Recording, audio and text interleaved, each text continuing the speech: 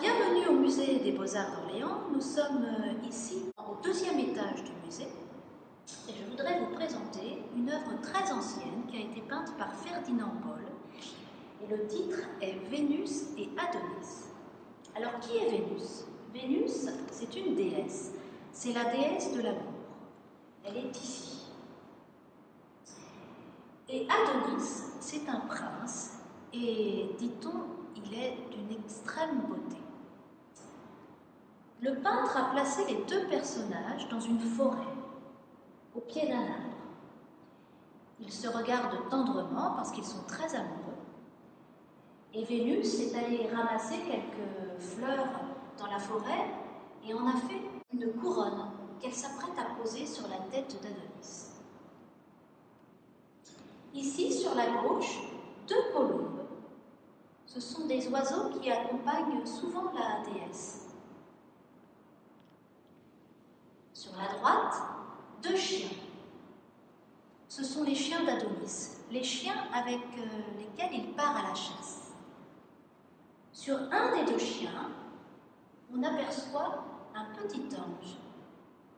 On l'appelle Cupidon.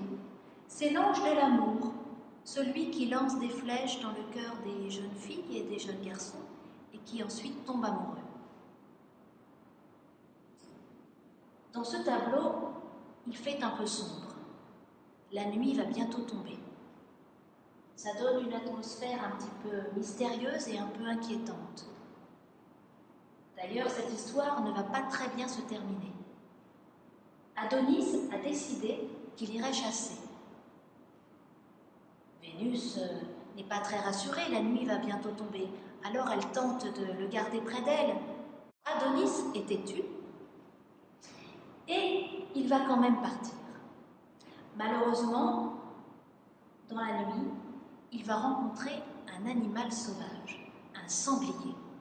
Ce sanglier va foncer sur lui et va lui transpercer le ventre avec ses défenses. Adonis va s'écrouler sur le sol et tout son sang va s'écouler par terre. Évidemment, vous imaginez que quand Vénus va retrouver son fiancé, son amoureux, elle va être désespérée parce qu'elle sait que Adonis va mourir. Alors, elle a une très belle idée. Elle va décider que le sang d'Adonis se transformera en anémone. L'anémone, c'est une petite fleur rouge qui, au printemps, pousse dans les forêts. C'est ainsi qu'Adonis renaîtra chaque année, au printemps, sous la forme d'une fleur. C'est une histoire qui ne se termine pas trop mal, finalement.